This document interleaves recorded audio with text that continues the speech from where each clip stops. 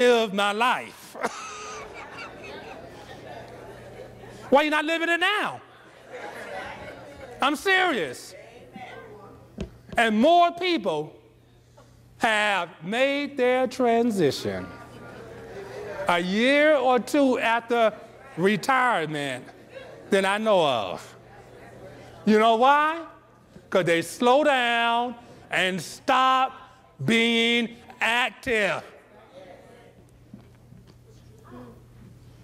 So get that word out of your vocabulary.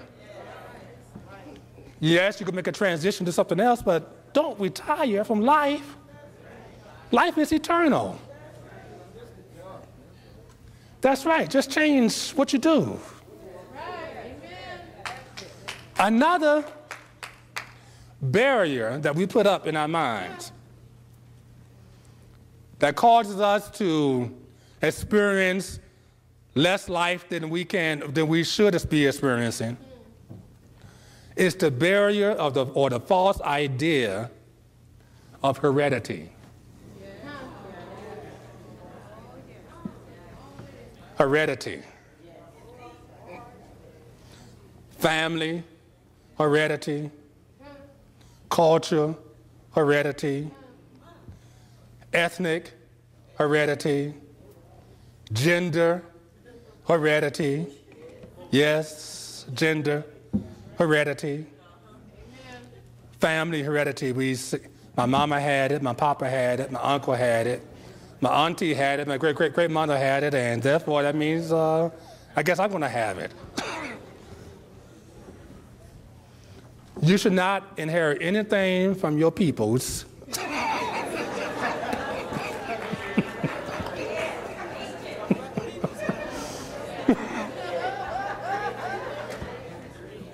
that is not of God.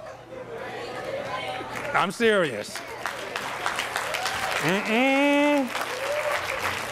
I don't want it. No, no.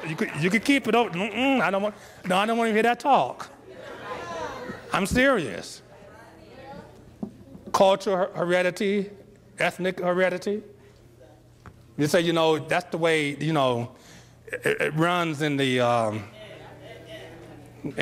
blacks and, and that's what they say about the whites they have, and then the Chinese have, don't even buy into that. I'm serious. And then we have the gender heredity. Male, female, because they say, you know who they are, right? The experts. They say that if you're a male or you're a female and you reach a certain age, then you should be experiencing this, that, and the other. And we're going to sell you these pills to help you relieve this. But there's other stuff going to show up for you too, I mean...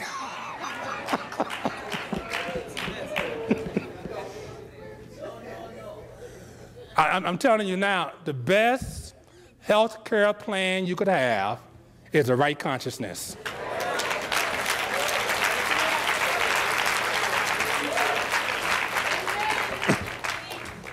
All of these things and more that I didn't name are all illusions of the human consciousness. Remember, you are a spiritual being. And as a spiritual being, you're not black, you're not white, you're not male, you're not female, you're not old, you're not young, you're not this, that, you're just spiritual. So accept your spirituality and live it. I want to close out by reading a short excerpt from the book about Johnny Coleman's experience and how her experience got her on the track that she was meant to be on. One day in the early 1950s, I received a call from my family doctor. It was one of the most unforgettable days of my life. Johnny, the doctor, said, "I can no longer be of help to you. There's no cure for your condition. Based on the diagnosis that I shared with you, the prognosis is," you ever heard that talk? Yes. "That you have approximately 6 months to live." The word 6 months to live rang out in my ear like the vibrations of the bells ringing from a church belfry. Yes. My mind began to race with thoughts of hurt, guilt, and fear. What did he mean that he could no longer help me? Did he not know my whole life was ahead of me? How could my doctor, in whom I had placed so much trust, desert me at a time like this? I had seen the many diplomas and certificates on his walls, and I knew that somewhere someone had the explanation regarding my condition. Why had he just given up? I did not know what to do. However, I did know that I was not ready to die. Every hour seemed like a day with no hope or help in sight. I could not get the words of the conversation out of my mind. I felt betrayed by the medical profession. I wondered, what had I done to deserve this? One morning, as I was sitting in the living room, still hoping that the conversation with my doctor was a bad dream, a little book fell off the cocktail table, the Daily Word.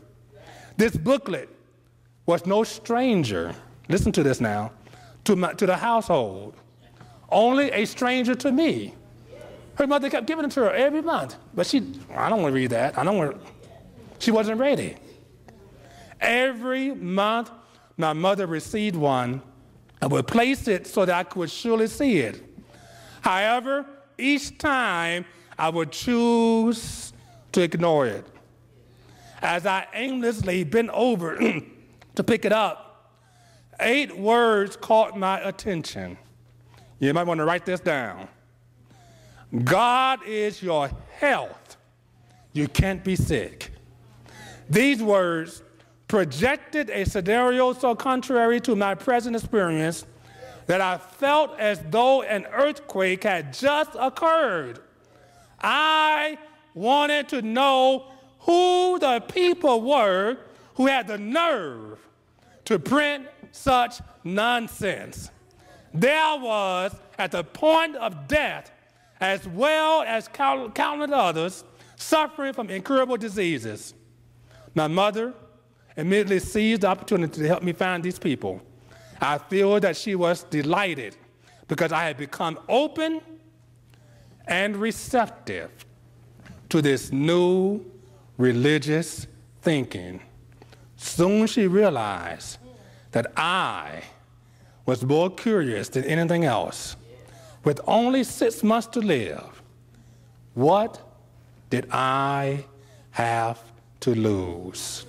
Plenty, I would find out later, because she went on to become one of the world's greatest black female preachers in the world in founding the Universal Foundation for Better Living, our founder, our mentor, the Reverend Dr. Johnny Coleman, and so it is.